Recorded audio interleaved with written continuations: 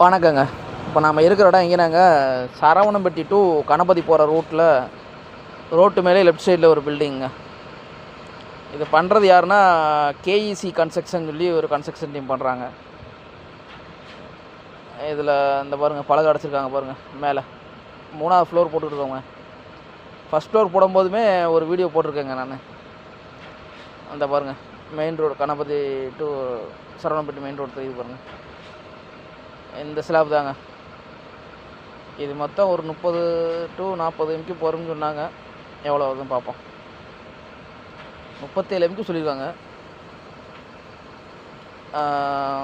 இது ஃபுல்லாக போடணுங்க. இன்னும் அந்த பக்கம் ஒரு கால்வாசி போட்டிருக்கு.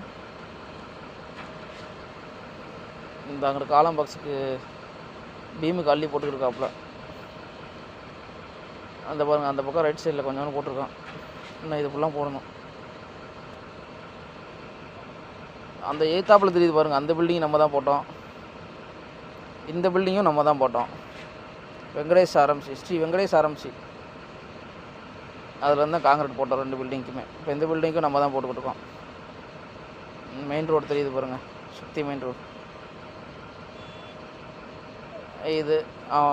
இதை ஃபுல்லாக இன்றைக்கி போடணுங்க.